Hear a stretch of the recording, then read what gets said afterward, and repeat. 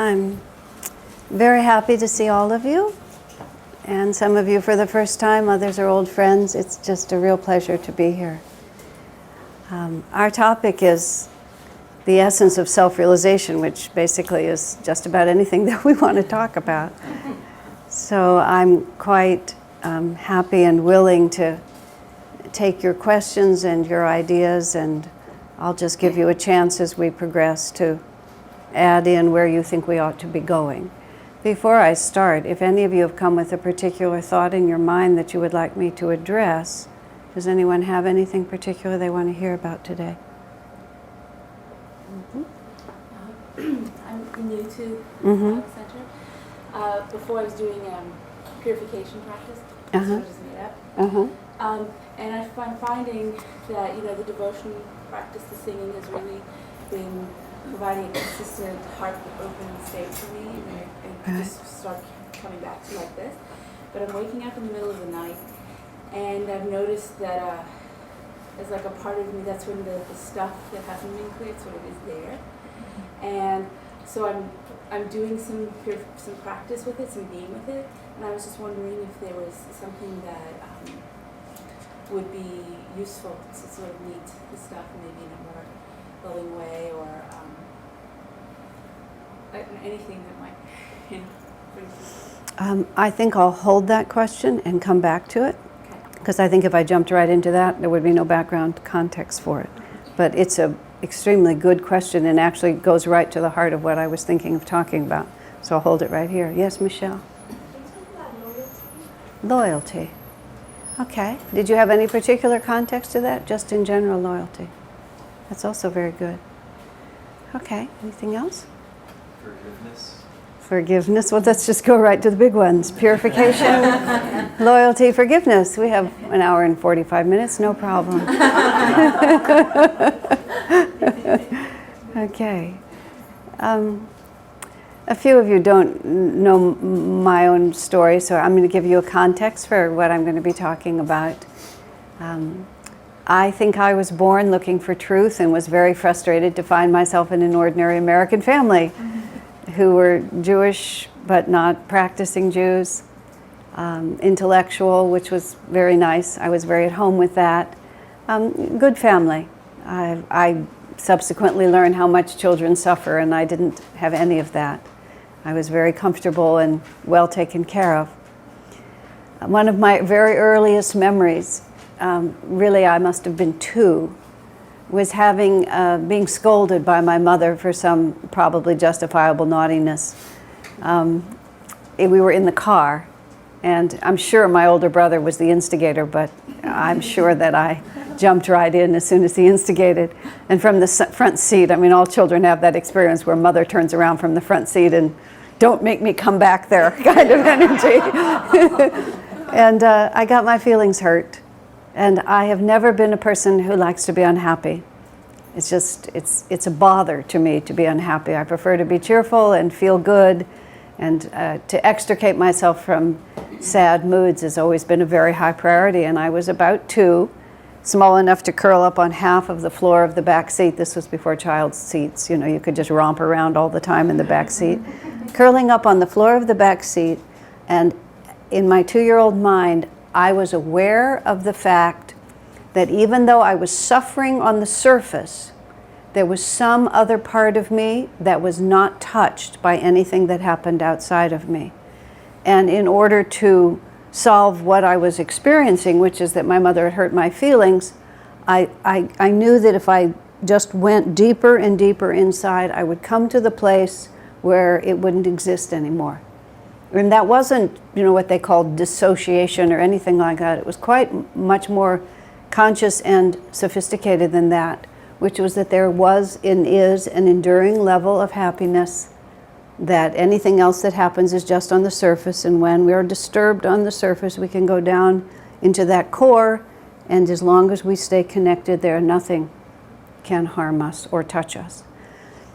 Just, the fleeting memories of childhood. Another memory of my childhood, very close to the same time, was very similar. I had a big shelf of toys. In my mind, it was as big as the wall of this room, but I suspect it was just a little bookcase because my parents would not have loaded me up with that many toys.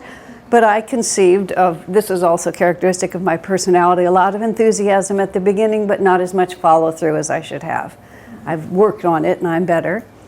So I conceived of the idea that I was going to clean up my toy shelf. And the way I decided to do that was to dump everything onto the floor. Just pull everything out and dump it on the floor. As soon as I did that, the whole job became far less interesting to me. And so there I was with having made a huge mess of my room, and I went cheerfully off to play until my mother saw what I'd done, and she dragged me back and said, "Put all this stuff away." And in that moment, this tremendous sense of the great tragedy and oppressive nature of life struck me. That I would have to now put all these toys back just seemed overwhelming to me. But my mother was solid, and she was unrelenting. "You made this mess, honey, you clean it up." So I'm sitting there, and I remember doing that thing that children do, just trying really hard to cry and not quite being able to make a real tragedy of it. But then just picking up each toy, as if it weighed a ton, and just lifting it up with this attitude and this little bit of a tear, and then desperately dropping it on the shelf like this.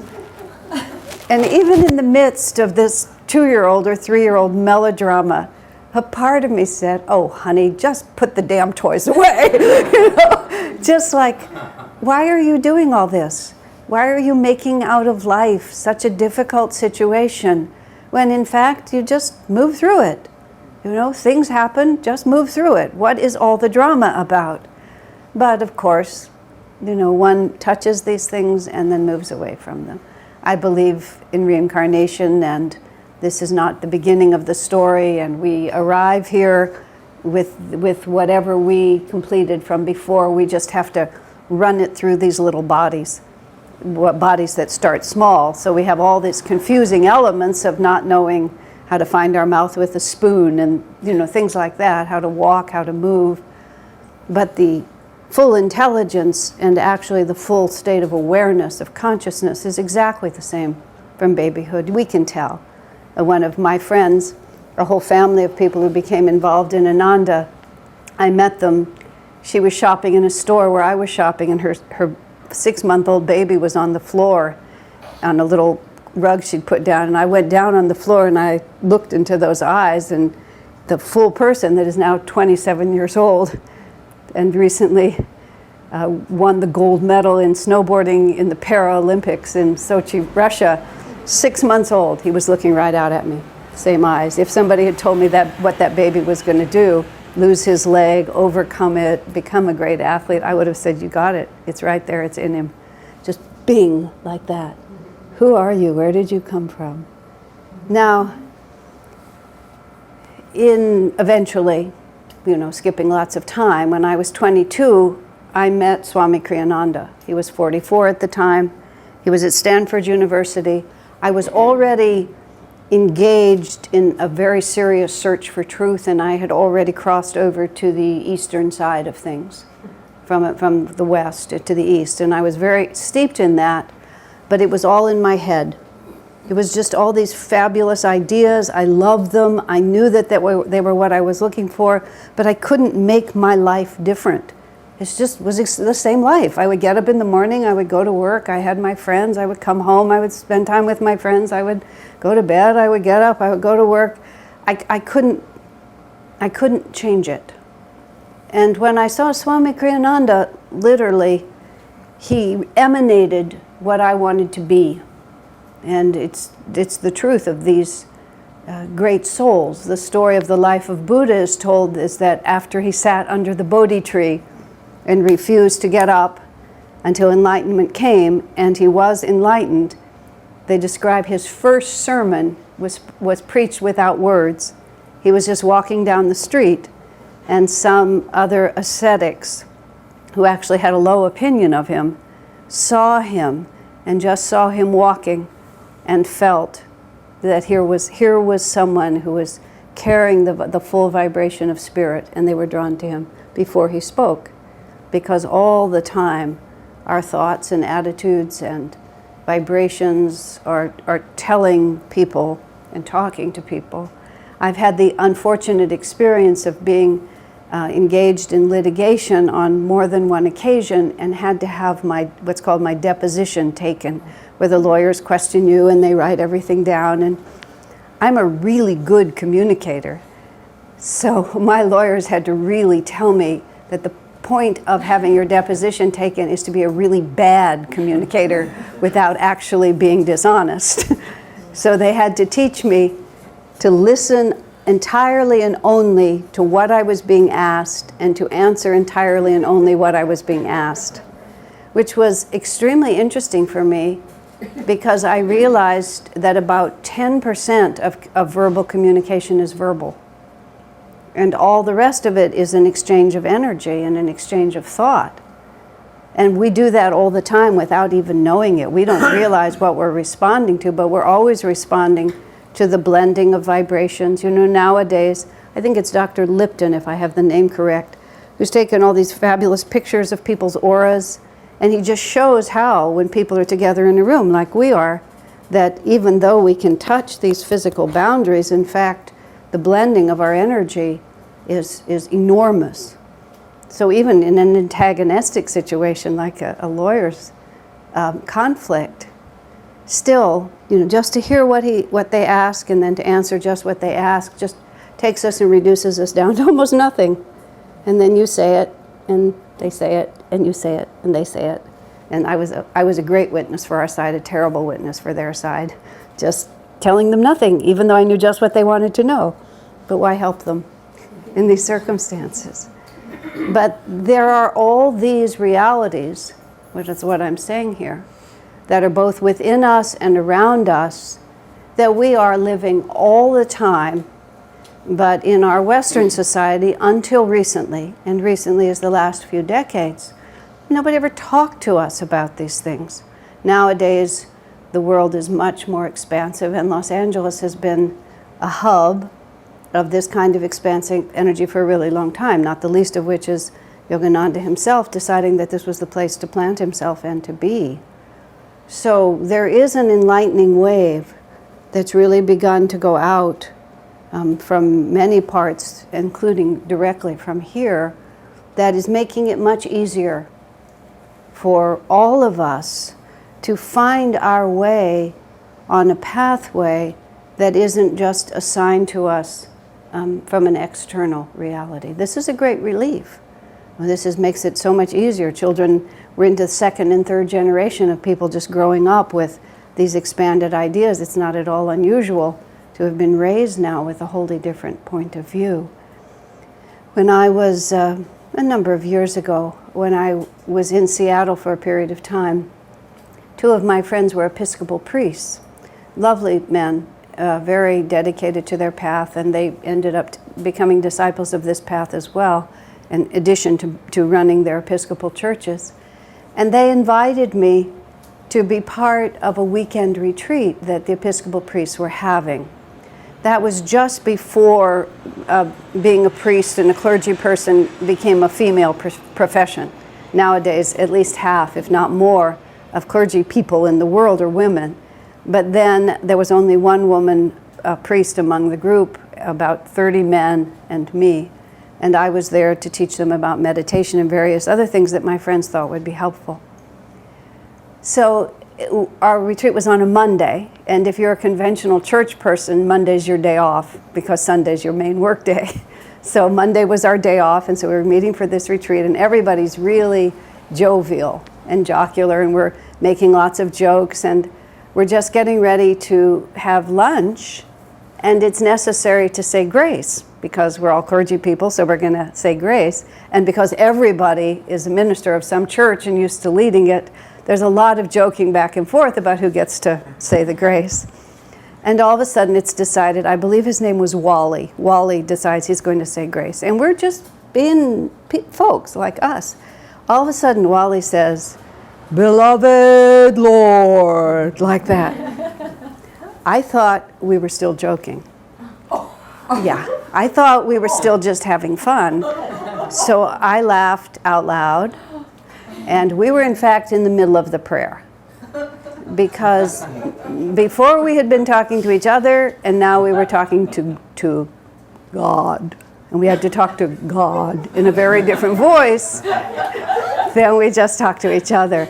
So I'm, mortified. Here I'm supposed to be leading this retreat, and I'm laughing in the middle of the prayer. I pretended like I got a gnat in my throat or something, tried to cough, but it was a bad beginning, and the weekend got worse, really. It was just worse. I held it together. But I had to really think about it a long time later, and later I was talking to my priest friends about this, like, what was going on? And one friend said to me, he said, the whole weekend it looked like, and he put it perfectly, you were constantly translating from your own language into the language that these people spoke. I said, yeah, that's exactly right. Every idea I had to put into, well, I don't know whether Episcopalianese was the right word, but this is how I began to think about it. For me, spirituality had always been, and continues to this day, is simply, I'm trying to live in such a way that my life is fulfilling, that I can avoid suffering, that I can experience joy, and that I can be useful to the world around me. These are the things that I have always wanted. I've wanted to do something that mattered, and I've wanted to be happy doing it. Later on, and I'll talk about how Master talked about it, Master reduced the whole spiritual path to two very important principles. All that anybody wants is to experience bliss. We can call it happiness or even pleasure, but it's all an octave, a diminishing octave of pure bliss, and we want to avoid suffering. And absolutely every decision you make, if you look at it carefully, is motivated by one or the other of those ideas, which of course are closely interrelated, but sometimes we think of it as this is going to cause me suffering, I need to avoid it. This is going to make me happy, I need to rush after it. And the entire spiritual path is completely that, because the nature of divine consciousness is pure bliss, and in a matter of degrees, as we move closer to that, we have less of suffering and more of that bliss. And as we move away from it and live our lives in contradiction to the way we are made, this is not God punishing us, it's just the way we are made. If we contradict the way we are made, we create suffering for ourselves. And as long as we keep contradicting the way we are made, we suffer. And we can be furious at God, we can be mad at everyone around us, we can blame fate, we can blame other people, we can blame our DNA. But whatever it is, as long as we contradict our true nature, we suffer. And when we start living in harmony with it, we begin to find ourselves freer and freer and having more and more of what we want. And I didn't come first to God or to religion, just from my own experience. Being the kind of Jew that I was raised, I would call it spiritually neutral. I was not prejudiced against Christianity, and I wasn't particularly prejudiced in favor of being Jewish, except that it's a cultural, ethnic identity that even to this day I still feel like I carry. But it really had very little to do with God in my own life. So when I found first spiritual ideas presented to me first by Vivekananda in a book, who's a disciple of Sri Ramakrishna, he's one of the great spiritual teachers of these times. It was the ideas themselves and the sheer experiential logic of what he told me. And he told me three things that mattered. What you experience today is the result of what you did yesterday. And what you will experience tomorrow is the result of what you're doing today. And it was the first time anybody had ever given me a clue. I went, isn't that an obvious clue? But no one had ever said that to me. No history teacher, no college professor, nobody. But wow, there is a cause and effect relationship to my own life experience. I can now spin that out for you in great subtlety as the law of karma, but it came to me just as simple as that. I can influence my own destiny by my own actions. I mean, hallelujah. I'd been waiting, I was only 18, but I'd been waiting a really long time for somebody to tell me what the heck was going on and what to do about it. he told me, Vivekananda told me, don't think about yourself and you'll be happy. As a teenager, I had thought about nothing but myself. And I found that to be an absolutely fascinating but utterly bewildering idea. Well, what else do you think about except yourself? And I don't mean in a selfish way, because by nature, my joy came from enthusiasm and from sharing and generosity. I was born with that kind of an attitude. But nonetheless, I was always, the way I put it, I was always calculating my own position in things. And in my case, I was a pleasure seeker. And so I was always looking to see what was going to be the most fun for me. Not at the expense of others, but if I'd promised you that I would join you for this, and then somebody gave me a better offer, I'd just go off with the better offer. I would always think about how I could maximize my own experience. And it was just to stop calculating my position was just, I didn't even know what to do about that. I didn't know where to put it. I literally started trying to think about the world that I saw around me. I started counting telephone poles just to be doing something other than just thinking about myself. I didn't know about japa and prayer and chanting and affirmations, all the more sophisticated ways you can break a self-centered habit, so I just did what I could.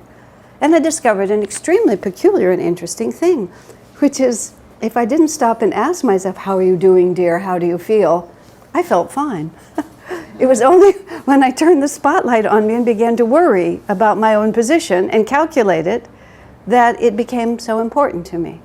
Now, there's a lot of nuances to that, so I don't want to be too simplistic. But nonetheless, a great deal of suffering is just, as I learned, as Master said it much more refined later, is just an obsessive concern about one's own position and an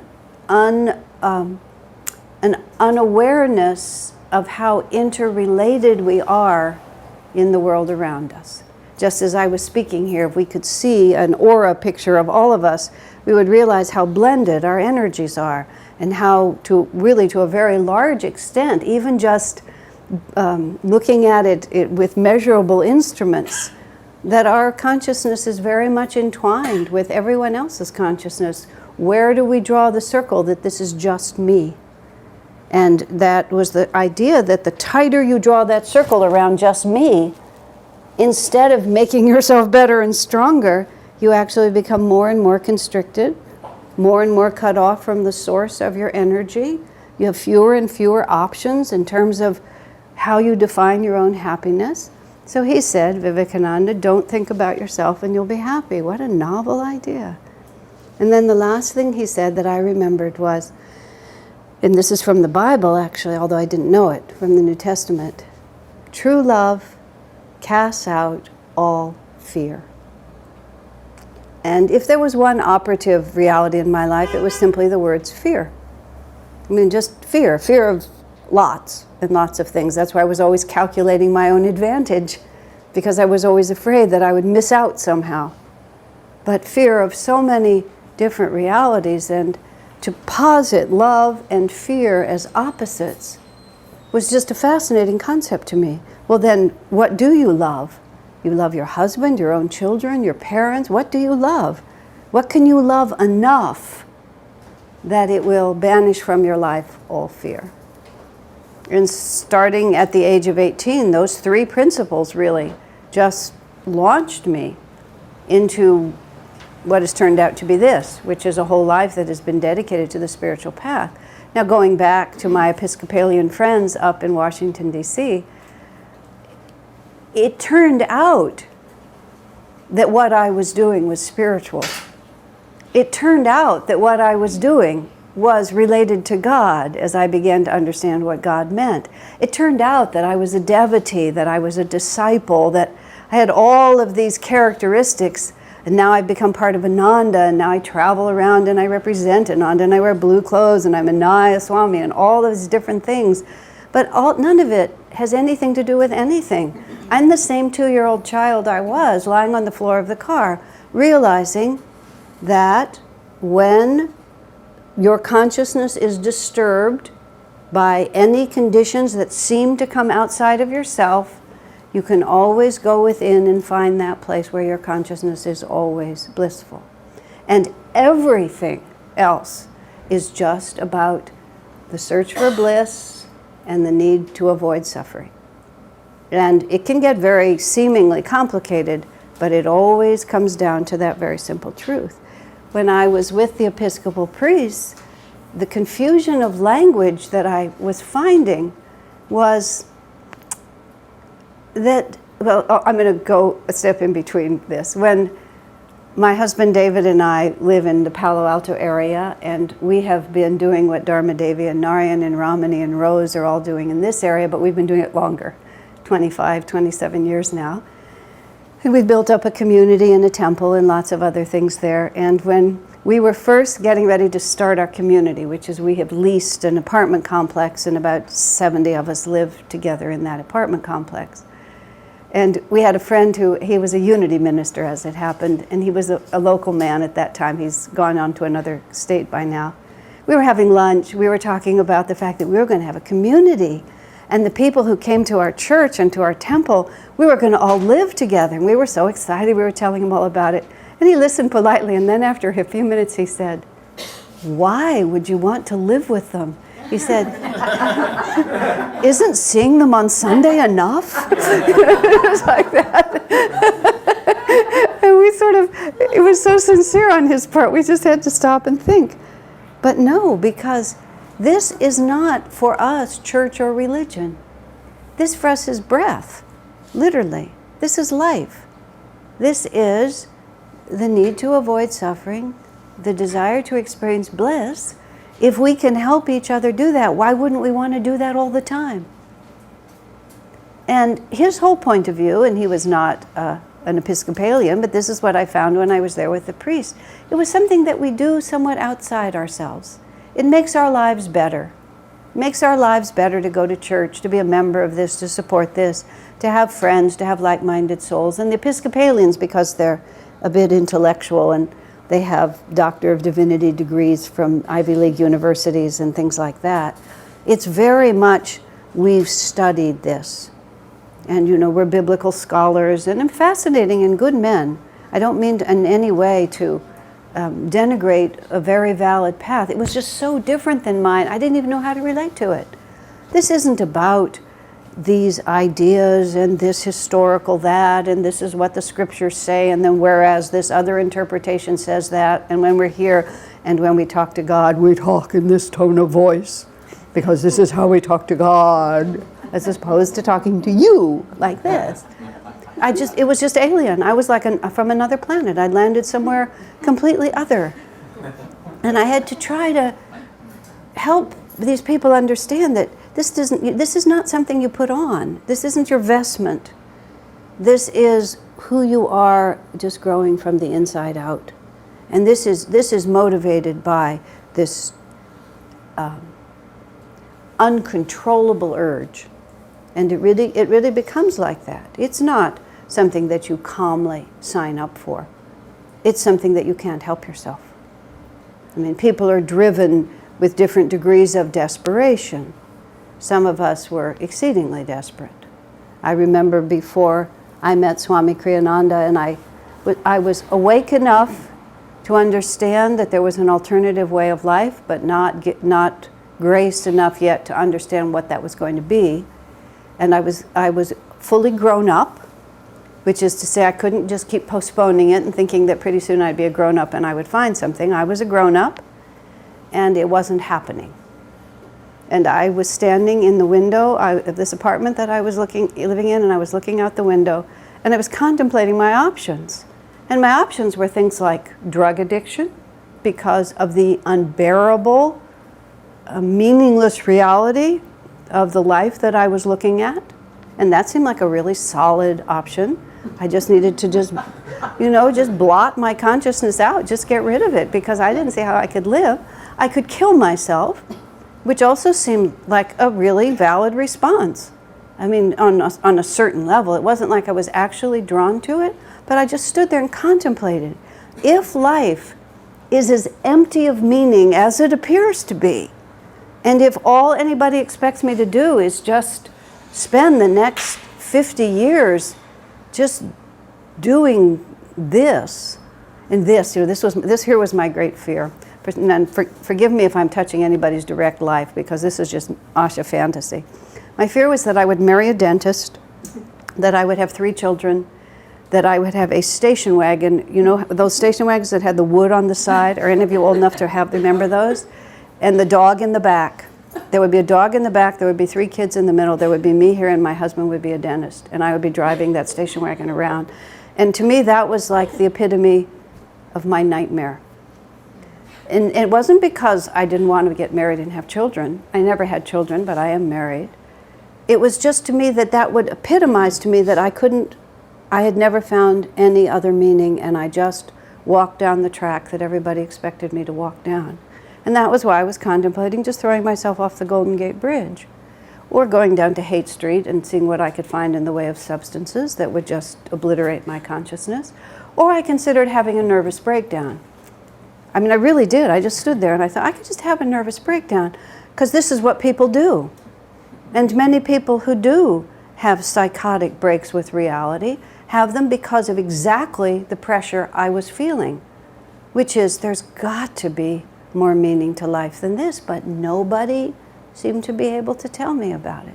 So I thought, I think I'll have a nervous breakdown.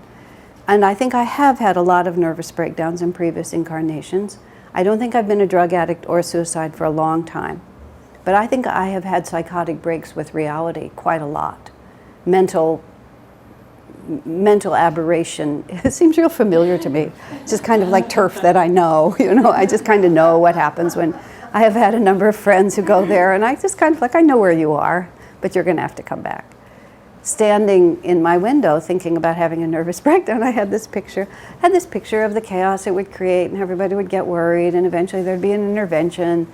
Then they would take me to the hospital, then I'd be in the hospital for a while, and I'd go through all that whole cycle, and the whole thing would end with me standing at the window looking out the window. Except I would be really tired and probably in debt at that point. And so I thought, what to do? When we are desperate enough, an answer always comes. And that's divine law. Swami Kriyananda talks about his own finding of the autobiography of a yogi. He was prepared to leave everything behind and go live in the South American jungle, you know, just in the hope that some deeper reality would come to him from that experience. And when he was that determined, and he was no longer just looking for a pleasant life and I'll just throw in a little spirituality on top of it. He was realizing that this is a matter of life or death. It's either bliss or it's suffering, and I really need to find my way through it. Then Autobiography of a Yogi came into his hand. Swami Kriyananda walked into my life. And I learned that the whole story that I had been going for since the age of 2, which is the earliest I can remember, was self-realization. And self-realization meaning this, which is, who am I? What is the reality around me? You know, and how do I live in such a way that I feel that I'm standing in what is really meaningful? And self-realization is the phrase that Master used as the clearest and the most dynamic statement, because it starts with where we all start, which is every one of us lives trapped inside of this consciousness. And I have mentioned to you that I have a certain familiarity with mental imbalance. Not that I actually have been unbalanced in my life, but my mind goes in directions like that. And I often think about the fact, which I'm sure all of you have thought about, which is how utterly inescapable our own consciousness is.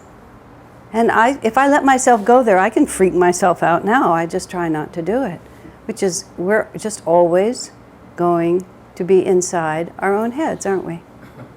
And this is why people become drug addicts or drink. I have a great sympathy for why people do that, because it's hard day after day, just being inside your own head and having to live with who you are, who I am. I won't put it on you.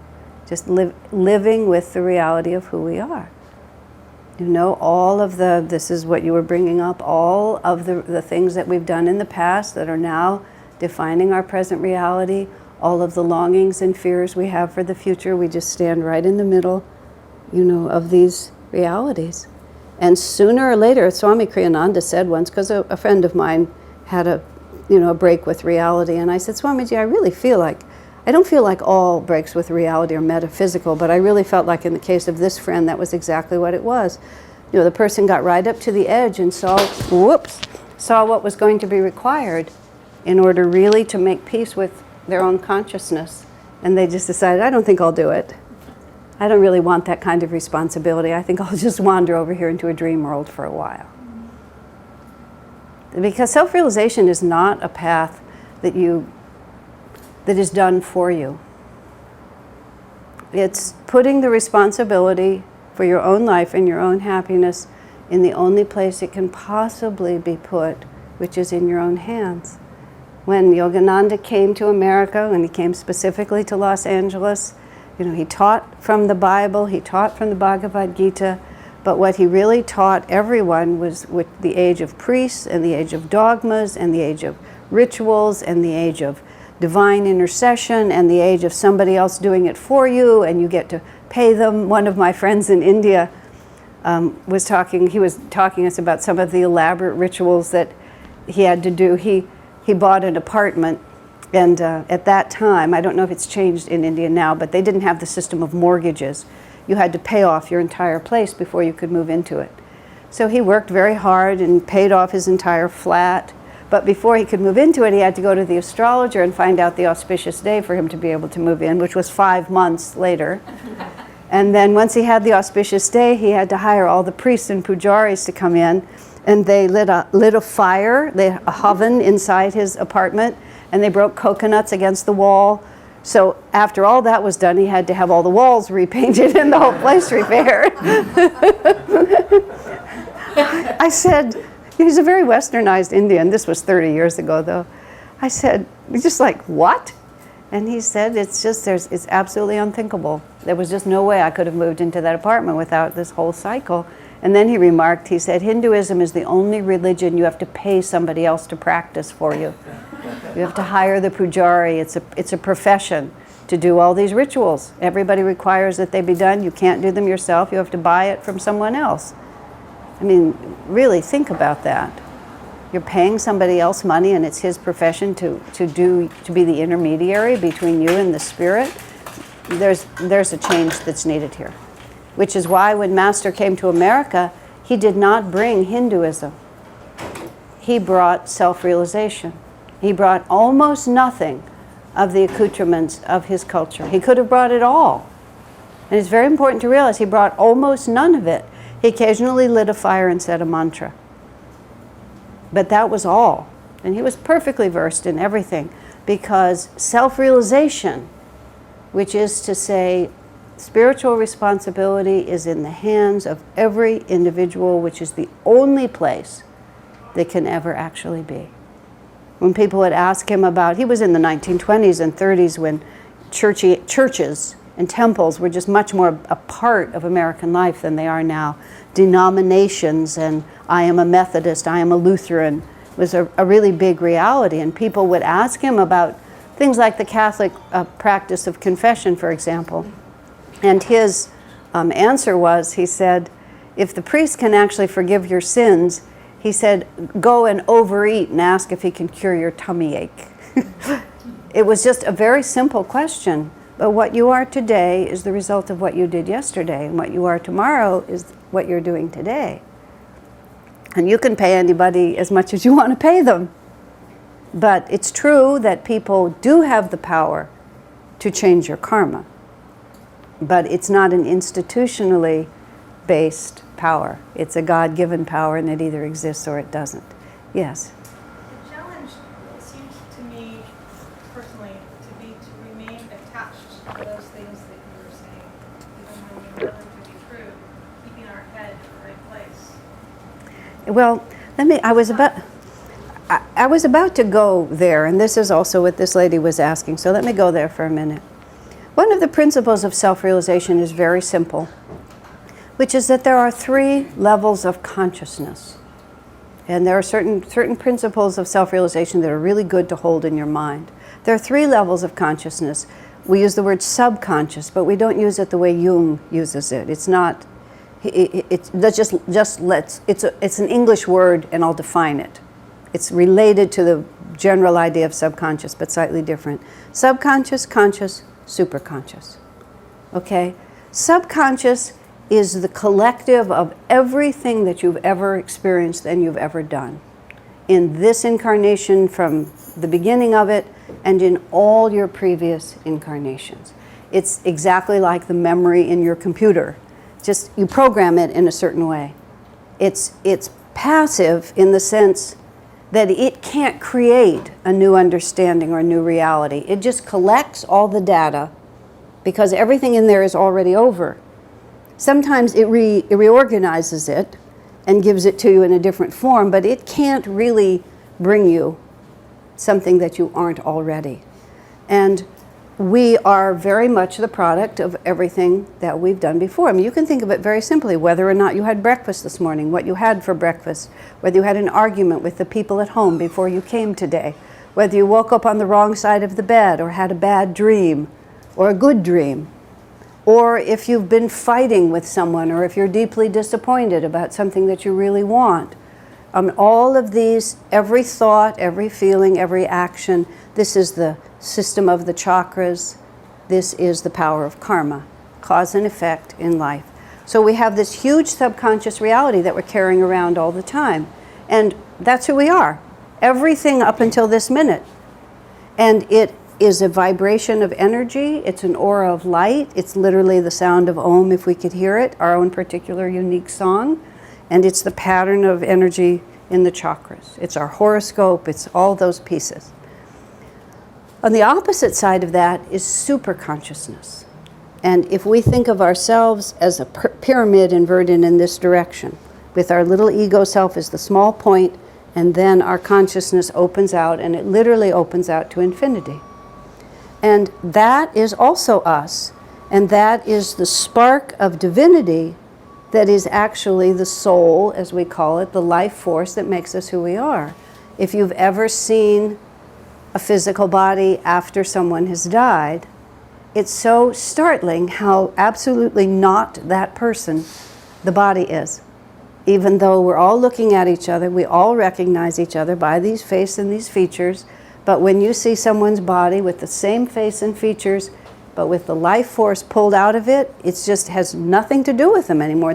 It's literally just like a chair or a piece of clothing. It's just sitting there. And whoever that person is somewhere else, but it's definitely not there. And that superconscious part of us is the part that connects to the masters, that connects to greater reality, that connects to intuition, that connects to infinity, to immortality, perfect health, perfect love, all of that. But we're only aware of a very tiny bit of it. Now, at all times in our life, we are subject to the influence of both of these fields. And we're being pulled like a river is pulled to the ocean. We're being pulled toward a greater awareness. And we're being pushed toward a greater awareness. If we think about everything in our life, from infancy onward, it's all about increasing our awareness, isn't it? I remember a little experience I had with a little child. He was about 2 years old, Daniel Rinsler, because some of you know him. He's a grown man now, but he was a little 2-year-old child. When I came to visit his house once, he was so excited. He grabbed me by the hand, dragged me up to his room upstairs. He had a big bureau like this, and he pulled open the bottom drawer of the bureau, and it was filled with his little clothes, including all his socks. And he pulls out the drawer, and he looks at me, and at the top of his voice, he says, "Socks!" like this. I said, "Yeah, Daniel, wow, socks." And then he just gets this look on his face like, "You are not going to believe this." He pushes the bureau drawer shut, and of course, there's just a bureau again. Then he reaches out and he pulls it open again, and once again, socks! Like this. Because he had figured out, every time he opened that drawer, there were socks in it. You know, this is like, we take that for granted, but how would he know? You know, the first time was an accident, the second time was still lucky, but now he'd seen a pattern. There was a pattern. There were always socks. I mean, that's the beginning, isn't it? He didn't know there were socks, now he knows there's socks. So now when he wants socks, he doesn't have to wait for his mother anymore. He just goes to the socks, right? And everything step by step. Think about it. You know, we learn to walk, we learn to talk, we learn to make our own food, we learn to find our own friends. Everything that we learn, it's an ever-expanding level of awareness. We make miserable decisions, we suffer terribly, and it occurs to us that every time I open that drawer, there's misery in it. What a surprise. So I'm going to stop opening that drawer. And this drawer has something else in it. We increase our awareness. And if you think about anything you've ever learned and progressed in your life, any difficult experience you've ever been through that has turned out to be a blessing for you or positive in any way, it's because you increased your awareness. You increased your sense of who you are, of what you're capable of where your happiness comes from, of how you can survive, however you defined it, your awareness has increased. That's the superconscious pulling us. Why don't you expand your self-definition? Why don't you become more than you have been? Why don't you become all that you could be? And on the other side, the subconscious says, we're fine just as we are. You know, we're comfortable here. We like living this way. We like being in this house. We like having this job. We like being married to these people. We like having our children stay small. You know, we like all these things that we like. This is the subconscious telling us that the familiar is where your happiness lies. Don't go there into the expansive new territory. Just stick with what you know, kiddo. And isn't that what we see in ourselves? Some new opportunity or terrible challenge comes to us and our first response is no. I want to just stay exactly as I am.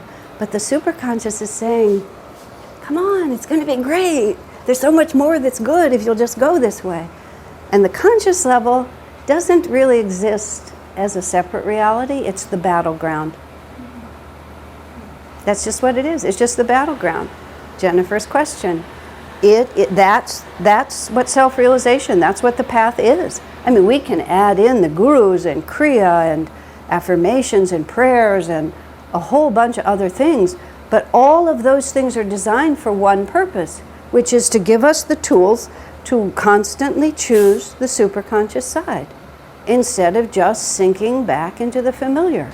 Drug addiction, madness, even suicide is just shrinking back into a smaller way of being because the challenge frightens me. I don't want to step into the unknown. And the essence of self-realization is every day, every minute, what am I choosing? Am I willingly and dynamically choosing greater awareness, greater possibilities, greater self-definition, or am I just allowing myself to just stay in my own routine, just do what I'm doing, plan my little vacations, take care of my grandchildren, or am I really, even in the midst of all of that, asking, how can I serve? How can I expand? Who can I become? Why was I born? Where does happiness come from? Who am I in reality? Now, is that easy? No. That's why self-realization is a really, really, really small movement and may remain so forever. Who knows? But only a few people really want it. In our temple, which is a nice temple, and we have a nice energy, someone came in once and said, a lot of people talk about overcoming the ego, but you people really mean it. And we never saw him again. It was sort of like that other minister saying, why would you want to live with those people? Isn't seeing them on Sunday enough? You people really mean it. This isn't just a plaything for you. This is real life. Well, any questions or thoughts? Jennifer? I guess I'm trying to be more specific in the sense that we find tools when we reach that place where we're frustrated. And I recognize that I'm in a funk or dealing with something that's difficult and how to just acknowledging the difference between the polar opposites doesn't necessarily resolve the complexity of it. Nope, it doesn't, does it? And this is what this woman here was asking. You know, I think the first step is to realize you're no different than anyone else. That's Lucy's great advice to Charlie Brown, as you may remember, when he pours her heart out at the psychiatric booth. Charlie Brown's still popular. You know, the psychiatrist is in. Charlie Brown goes and tells her all his problems, and Lucy says, "You're no different than anyone else." Then she charges him 5 cents. That's the psychiatrist's fee. But that's not a small comfort. Because when I was very first starting on the spiritual path, and I lived in Ananda village, which was rural and extremely primitive, simple, I'll call it, very, very simple living, primitive living at that time. And none of what Ananda became, it was all in Swamiji's vision, but it was not in our vision. We didn't know what we were doing. We were just having a great time out in the woods. And I had a false understanding of how progress is made in any field. I had what I read in a psychology magazine, which was called A Perfectionist Script for Self-Defeat. That was an article in Psychology Today about 40 years ago. I may still have it in my file.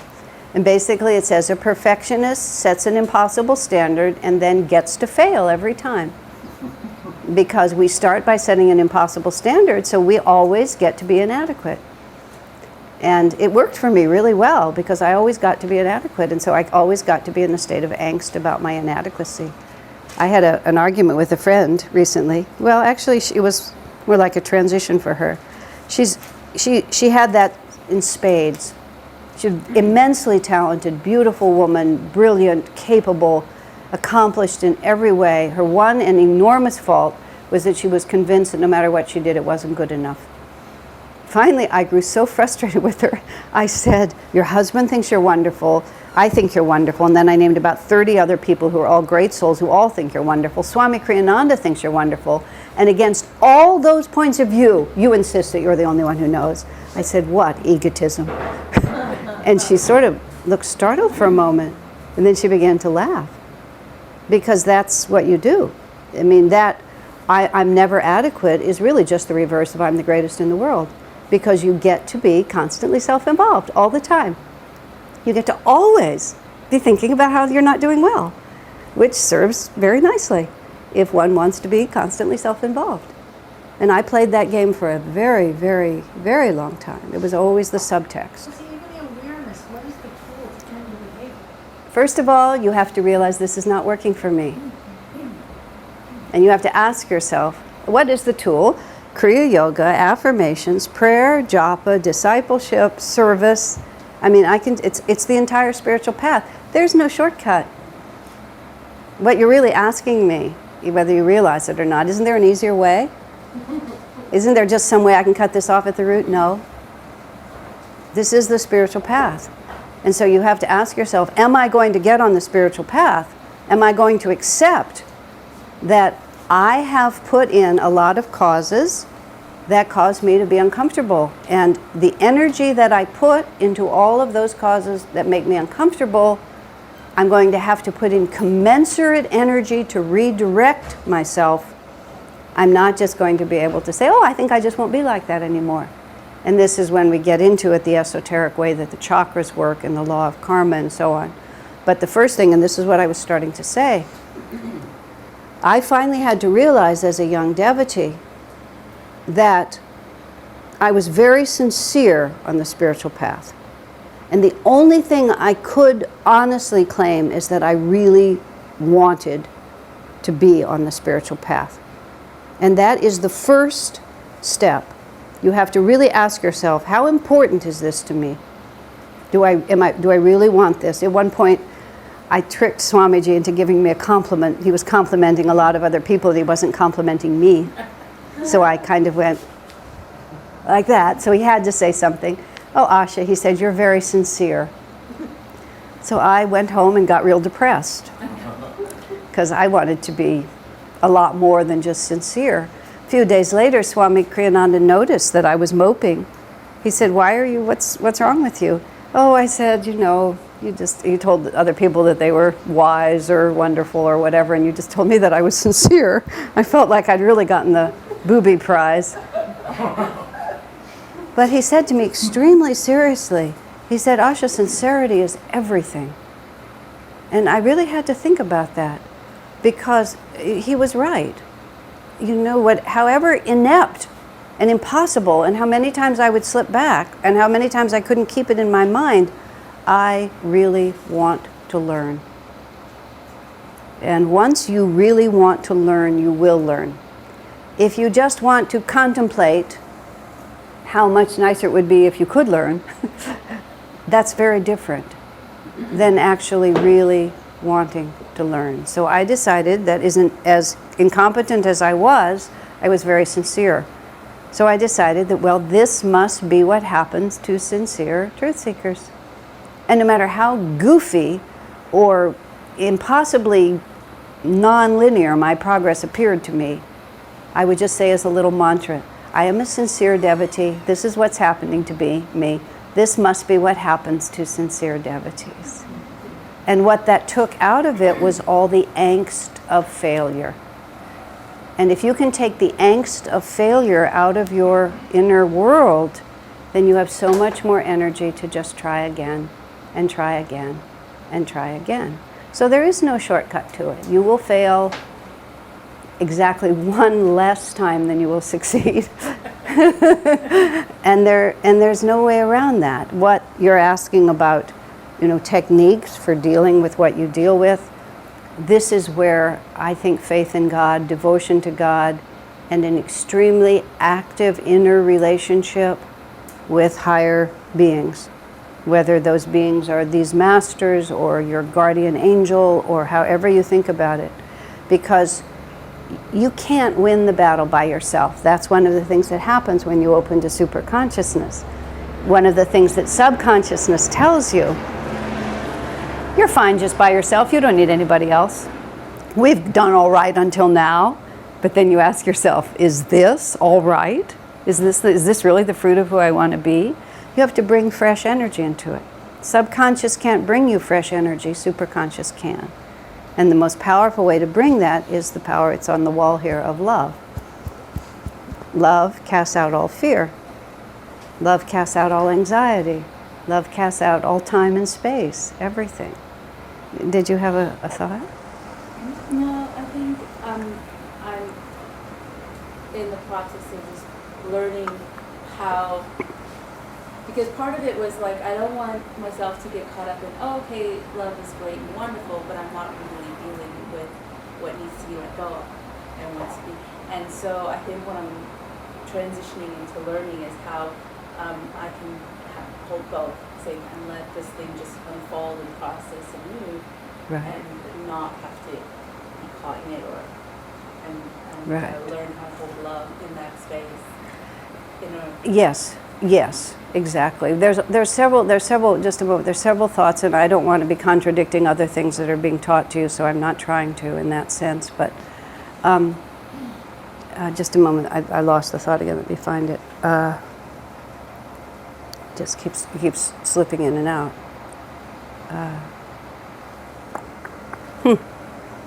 Went away again. Give me just a minute. I'll see if I can get it back. I know what it is. We were driving on the freeway trying to get here today, and we just made one small mistake. We missed the 405 exit, and so we're all in the car. Yeah, it's all right. We fixed it really fast. We're all in the car. We all know perfectly well that we are now not heading in the direction we want to go. We are going approximately 70 miles an hour in the direction we don't want to go, moving farther and farther away from our divine objective, right? The mere knowledge, and this is partly answering Jennifer, the mere knowledge that we are heading 75 miles an hour in the wrong direction does not in itself cause us to go in the right direction, because we have a lot of energy going in the wrong direction. We started out and we just went cheerfully forward because we were 4 women in the car, and guess what we were doing? And so we just weren't paying attention. But we have all this momentum now going in the wrong direction. And so in order to get back, we had to have a discussion, we had to look at the signs, we had to compare notes, we had to evaluate what the possibilities were, we had to get off the freeway, we had to turn around, we had to go to the, as it happened because nobody had a GPS, we had to go into the gas station, we had to ask them, we had to go back, we had to get back on it, we had to go this way, we had to do that. In other words, the momentum in one direction, an equal amount of energy had to be applied before it could be turned. And all of that energy had to be applied after we understood where we wanted to go. And I think it's very important when we're dealing with our own confusions and delusions that you have to have a lot of respect for the amount of energy it's taken you to become as confused as you are. You know, it's like I'm a very bright woman with a lot of energy, and I have applied myself as assiduously to wrong ideas as I am now applying myself to right ideas. I mean, I've never done anything halfway, and when I did it wrong, you know, with full commitment, because it seemed like a good idea at the time. What can I say? It just seemed like a good idea. I'm talking about previous incarnations. I think one of the reasons I have to talk so much about self-realization now is that I think I talked a lot about a lot of things that were not so good for people. I think a psychic told me, and I quote, that I helped start the French Revolution. It's apocryphal, if not necessarily true. I think I committed myself, and in my enthusiasm, dragged a lot of people with me in a lot of directions that did not turn out to be such a good idea in the end. Okay, probably I had my head cut off at the end of that one. So now I'm trying to correct all of that, and it's taking a lot of energy to correct all of that, because I'm sure I put a lot of energy into making it wrong. Every internal attitude that we have, every misunderstanding, every confused idea, and I love this one, it seemed like a good idea at the time. I mean, think about it. You look back and all your friends told you not to marry that guy because he was really a loser, but you knew better. And then after it's all done, and the disaster has run itself out, or you married the gal and whatever it was, you say, well, it seemed like a good idea at the time. What can I say? But all that committed energy, you have to have a lot of respect for that. You were sincere. You were doing the best you could do. You were not stupid. It doesn't serve us to call our own limitations and our own failures stupid. They're not stupid. They're the product of the same intelligence that is now trying to go somewhere else. And they're very strong, and if you call them stupid, you don't honor them sufficiently to really be able to put out the energy to change the momentum. And if it's a strongly held idea, you're going to have to just patiently accept the fact that I'm going to have to put out as much energy in the new direction as I have already put out in the wrong direction. And it's going to take a little bit of time. And that's just the way it works. And even though Jennifer seems reluctant to accept what I'm saying is the actual answer, it is the answer. Once you realize that this is the process. The process is I get a glimpse, I lose it. I make a step, I lose it. I get a glimmer of understanding, I lose it. But I just succeed one more time, then I fail. And as long as you just persevere, eventually the momentum is changed. And with each, when you start talking about the chakras, with each positive action, you begin to shift the magnetism. So it's not an all or nothing. It's every little bit of energy in the right direction. You know, once we knew we were on the wrong path, once we got off the freeway, once we turned, you know, we were now in the trajectory that was going to take us where we wanted to go, but we still had to finish the loop that our mistake had created. Did you have a thought, Ida? It's great what she brought up, because the first thing is loyalty and forgiveness. Mm-hmm. Because the loyalty that you have, the commitment to yourself, is what your foundation is to be able to finish what you started in Right. the sense of your spiritual path, staying on target. But she brought up letting go, and in my experience, the very first thing to do is forgive yourself. But what I find is you have to forgive yourself every day. Even when you finish with one situation, every day a new situation shows up, and the next day you want to forgive yourself for that. Right now, for me, what I struggle with is fear. And every day now I have to forgive myself for the fear, even though I know God's got my back, even though I know I have full faith and trust in Him, even though I know He's the answer. My ego is so strong that it just says, no, fear is going to be with you every day also. So, like, you have to forgive yourself and say, God, I forgive myself for having the fears. I know I can trust you. I know I'm faithful to you, and I know you have my back, but yet I'm still scared. So, You know, I think I'd like to take a short break. Okay? People have to feed their parking meters and everybody needs a little air, and then we'll come back and we'll go right there.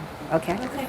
Ida asked about forgiveness and Michelle asked about loyalty, and I was just really wanting to take a moment and try to think about both of those points because they are really key issues. Master said that loyalty is the first law of God, and loyalty is the characteristic of the earth chakra, of the first chakra.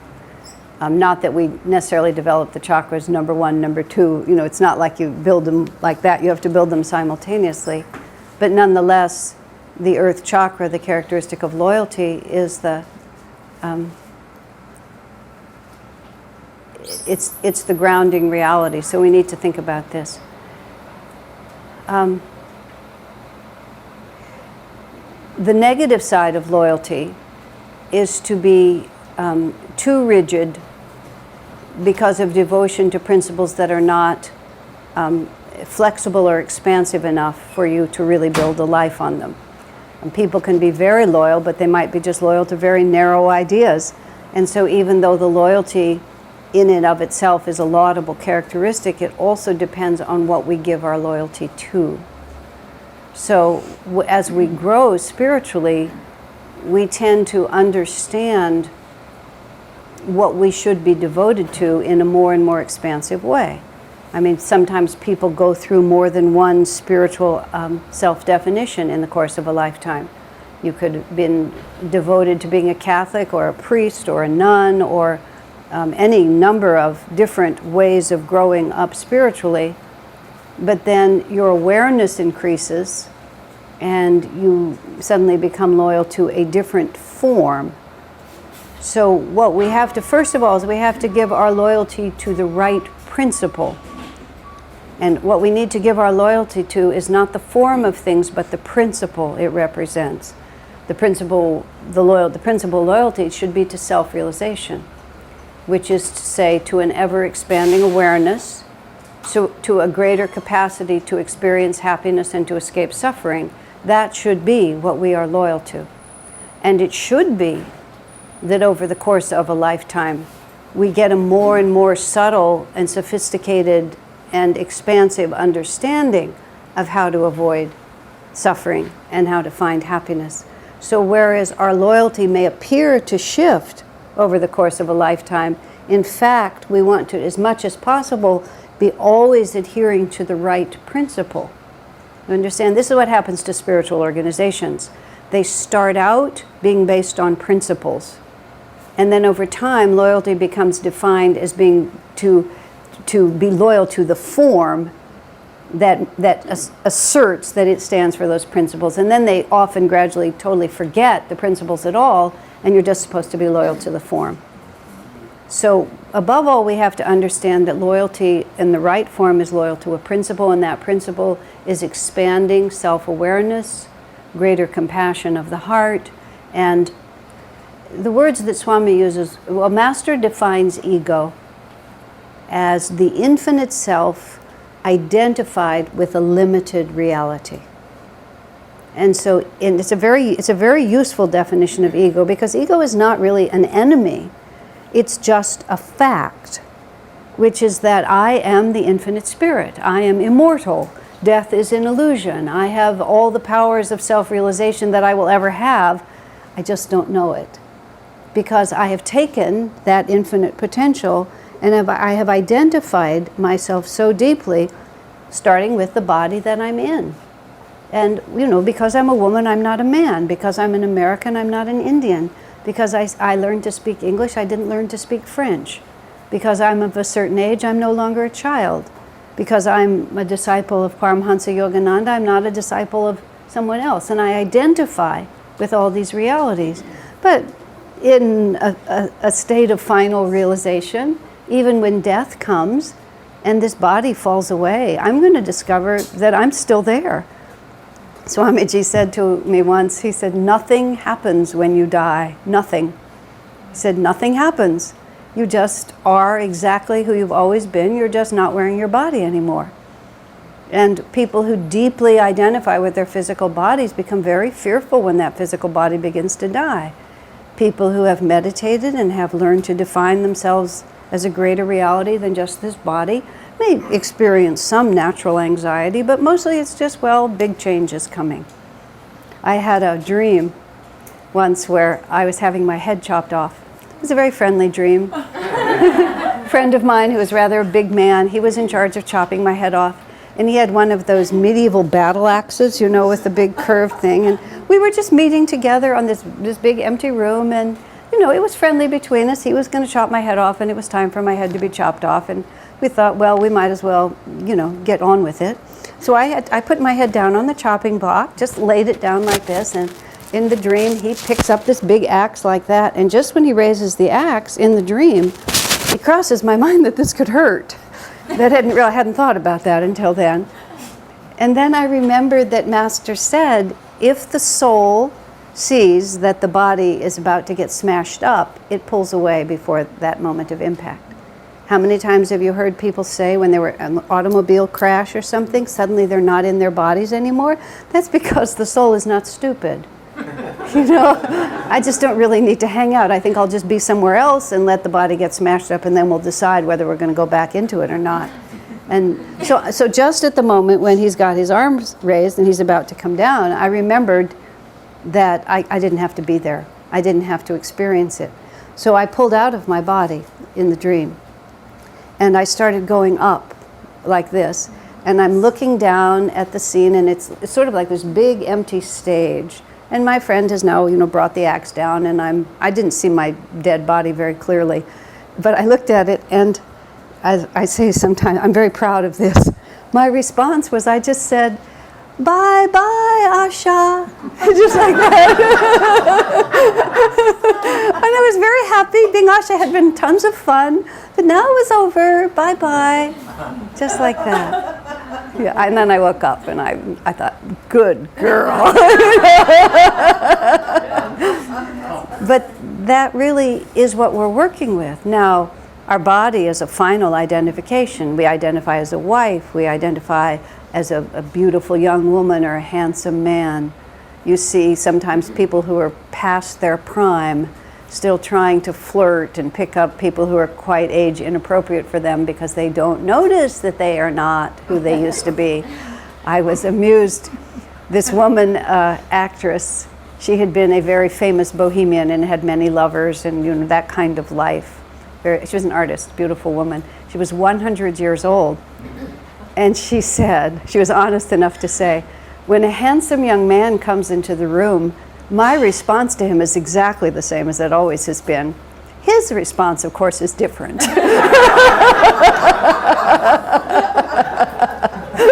Because despite the fact that her body is aged, she's still deeply identified with that sensual, sexy woman, you know, who she'd always been. And so what happens to us as we increase in awareness is that certain identifications are taken away from us, aren't they? Your beloved husband suddenly gets another lover and he's gone. Your fabulous business crashes and you have to give up your big fancy home, and now you're working in a department store. In our area, there's a lot of people who came out of Iran when the Shah fell. And this woman's waiting on me in some fabric store. You know, this woman, you could just tell. I meet a lot of Persians, and they always call themselves Persians. The ones who came out before the Shah went down, they always call themselves Persians. They never call themselves Iranians. Anyway, she's Persian. And she's just talking to me. She's telling me, you know, not only did she never work in her life, she never washed a dish, she never ran the washing machine, she never did anything. She grew up so wealthy and taken care of, and then all of a sudden she's a clerk in the store. And you could see she had not made the transition well. You know, her identification was entirely with what had been, and she was stuck there. And the whole process of spiritual growth is to identify with a greater and greater reality. Now, and our loyalty needs to be with that expanding awareness, so that each time we actually begin to identify with a greater reality, we don't have any trouble shifting our loyalty, because our loyalty is to ever expanding awareness. And I look at my own life, and of course now most of it has been at Ananda, but even when I look all the way back, even though I didn't know about God or disciples or anything, discipleship or Kriya, but I was always loyal to the same principle. And that principle was self-transformation for the purpose of happiness. And as it formed itself in an ever more useful way, I didn't have any problem. I could just move with it. I was raised Jewish and a heckler once when I was in Texas. How dare you abandon your heritage? Who's abandoned any heritage? I have the same heritage I've always had. I've just put a bigger and bigger identity around it. You know, it's your point of view that if I'm this, I can't be that. Of course I can be. I've just become bigger and bigger. The same way that I've been Asha, but at some point I won't be anymore. I'll be a bigger reality. And if I keep my loyalty, if we keep our loyalty where it belongs, then we can effortlessly move. This is what, when I met Swami Kriyananda and found this particular path of self-realization, finally I found the unifying thread. And Master himself describes self-realization. He calls it the unifying thread behind all true religious and spiritual teachings. He did not mean, I, Paramhansa Yogananda, this line of teaching, self-realization fellowship, Ananda, is the unifying reality. No, no, no. The principle of self-realization, which is that spiritual life is in your own hands, and it's a question of what you do with it. That is the unifying reality behind all teachings. And they're all the same. They're just different ways of getting there. And you must be, above all, absolutely loyal to expanding consciousness. Because if you're not, you jump ship every time. Every time it gets tough, just as Jennifer was asking, oh, this is too hard, I'm not going to do it. And you just put your energy and your loyalty back to something else. You have to hold on, even if you're lousy, even if you're really, really terrible. Sometimes I say to Master, I don't really care if I'm the last on your list. I am on the list. You know, I can be the very, very bottom. Somebody has to be at the bottom, and if I'm at the bottom, no problem, but I am on the list, and I am not letting go. And that's the kind of loyalty we have. We can fail for thousands of years as long as we don't change our understanding and don't give up. Now, how this relates to forgiveness. Forgiveness is not, for me, has never been a concept I've lived with as much, but I really appreciate how, as a way of articulating, it's really helpful to people. So I'm going to do a little translating. Forgiveness implies, well, I'll tell you the story of my friend, Seva, who in her early years had an inclination to be moody, and she was very close to Swamiji and very conscientious about helping him. I'm talking the 1970s. And something happened, and she was not as sensitive as she should have been. She let some other consideration get in the way, and the details escape me, but we were in some public venue, and she caused a certain amount of inconvenience and embarrassment for him. It was not small. Something really happened.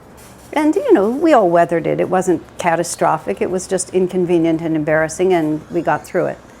Like 4 or 5 days later, she's moping around. Swami says, what are you so upset about? She said, well, you know, last week when we were there and then I did that. And he said, his response to that was, what egotism?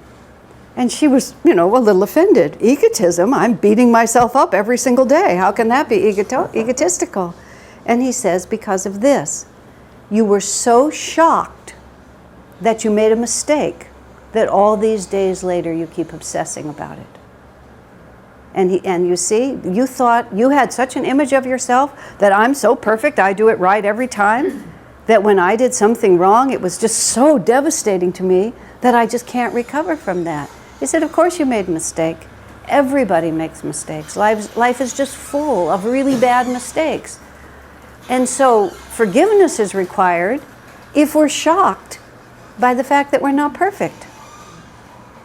But really, whatever made us think we were perfect? Like, you're not perfect till you're an avatar, and if you are, you're not in the middle of this discussion, right?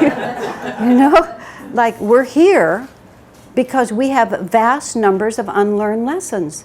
That's no cause for shock or embarrassment. That's like the condition. Welcome to the crowd, friends.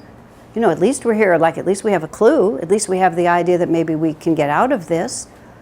But the necessity for forgiveness starts from some kind of polarization, which is that I should be different than I am. I proved to be exactly what I am, and now I have to start all over accepting that. Let's try to cut this off at the root. Of course I am who I am. Who else did I think I would be?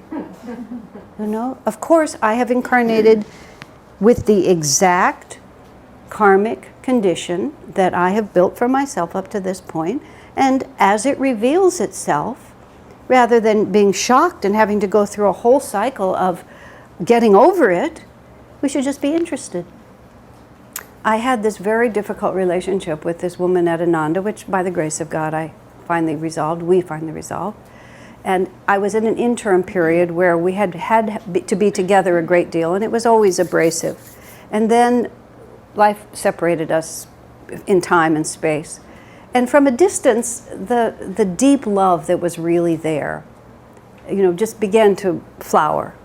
And so as long as I didn't see her, I began to love her more and more. Circumstances conspired to bring us together, and I was so confident of my affection for her that I actually arranged for us to share a living space. About one day into that experience, the entire frustration and antagonism was full-blown again. I happened to be in a car with Swami Kriyananda, and I'm just weeping. I was just devastated.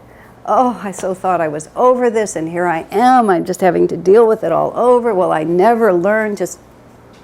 I'm sure you can all say it like this. And Swami said, just very casually, he said, you thought you were over it, so you weren't putting any energy into changing yourself. He said, now you know, that's the good news. Just like flipped it completely. It's like this sudden weakness was revealed, and instead of making it a big crisis, it was like, okay, so you have more work to do. Like, why should I be shocked? You think how much energy we use, and you know, bad enough that you got the problem. Let's not make a huge complex about it, which is that it becomes this huge self-concern about not being perfect. And the other thing that you might suspect is that you're not fooling anybody. Everybody knows. I remember when I first came to Ananda, I remember exactly where I was standing. I was looking at this bulletin board. And I'm a very intuitive person, and I'm very conscious of what other people are thinking and feeling, and I'm also very observant. I think I have, as much as anything, my mind goes fast. Some of it's intuition, some I just notice. I just notice what people are doing.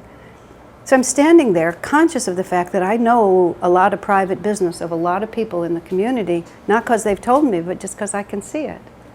And then all of a sudden, you know, the eye of mortar turns on me, and I realize, whoa, all these people in this community know my private business too. And it's just like, you know, there's just this sudden moment of enormous exposure. And I'm standing there, this is summer of 71, and I think, honey, get over it like that. Like either you just surrender to the fact that you are what you are, and why would you think that you could hide, and just live it, or you're going to leave. You're going to have to just go and isolate yourself somewhere.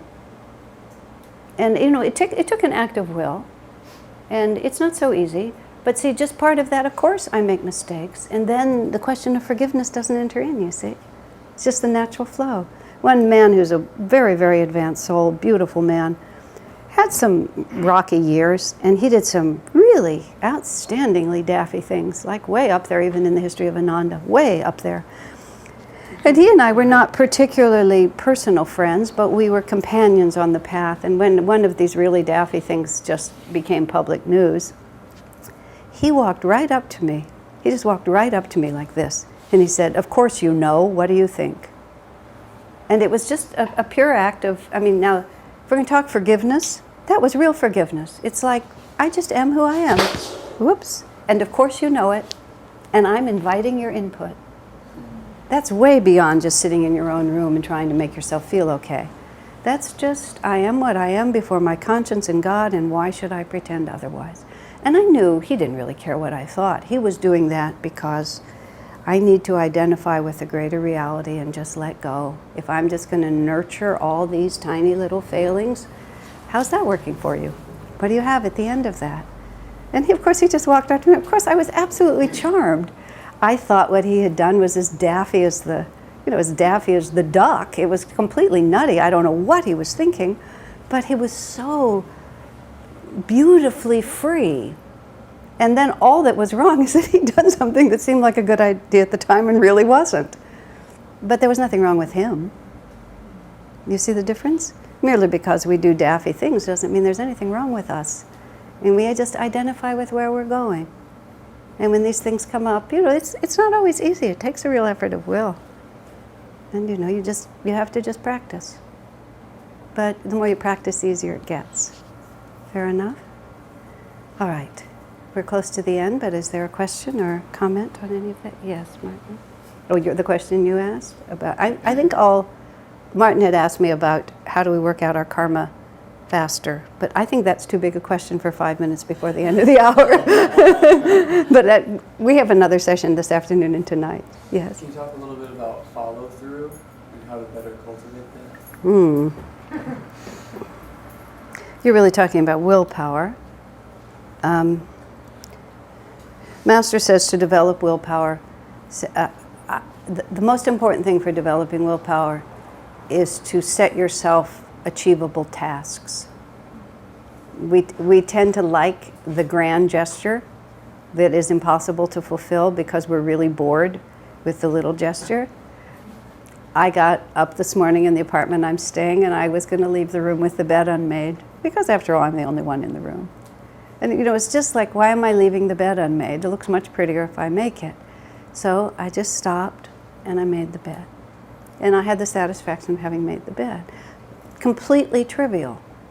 But every time in our life we have a choice between putting out more energy or less energy. You always, if you just get in the habit of always just putting out a little more energy, you'll be amazed that if you just, and it doesn't have to be the biggest possible gesture, it's just a little more than your worst. That's what I suggest to people. Here's the worst that you could do, here's the best that you can imagine. You probably can't do the best that you can imagine, just don't do as bad as you might do. I talk about this sometimes if you're addicted to chocolate or you have a difficulty eating too much ice cream. I mean, I've literally done this. So somebody, because I like sweets and cookies, but it's not good for me to eat lots of them, especially at the particular age that I am. Those days are over when I could just have as much as I wanted. So somebody brings in something and I fear that I'm going to eat it all. I will quickly put most of it down the garbage disposal, but not all of it. That's my compromise position. I'm not going to put it all down the garbage disposal, but I'm not going to keep it in the house either. I'm not going to do the best I can imagine, but I'm not going to do the worst that I could see either. And if you just make that, your spiritual path is made moment by moment. And if you just get in the habit, and there's another phrase that I learned. When we moved into a different place in our community, we had all these windows, and I went to the store and I discovered how much curtains cost in America. So I took all the dimensions to India and had all these curtains made over there for a fraction of the cost. And I came back and then they needed to be hung. And for some bizarre reason, I decided I would put up all the curtain rods myself. I am so not a tool person, really terrible. But I put all the curtain rods up myself. If you come to our house, you'll see that a lot of the curtain rods are like this, and some of them are a little falling off the wall.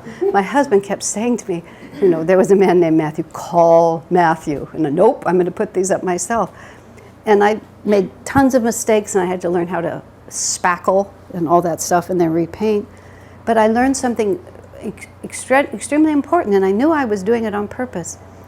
The patient application of willpower accomplishes anything. And ever since I put those curtain rods up badly, whenever I'm confronted with something I don't feel like doing, I say to myself, the patient application of willpower. And so instead of thinking of the whole task, which of course for me it always is overwhelming, But you just apply a little bit of willpower very patiently to what's right in front of me. And I learned it from the curtain rods because, like, it meant nothing to me to put up curtain rods. I don't, like, need to be a woman who knows how to use tools. But when I sat to write a book, man, I was scared to death. I didn't have any idea how to do it. And I remembered the patient application of willpower. And so I found that, small things, big things, it's all exactly the same. And the impatience is what causes us not to put out the willpower. Just the patient, and you can, is this so terrible? No. Is this so terrible? No. Is this so terrible? No, I can do this. I can sit here for 5 more minutes. I can manage. Well, great souls, I like to honor time, and now is the time. We are having lunch. We are having a couple of more sessions today for those of you who are interested. And it's been a great pleasure to spend the morning with you.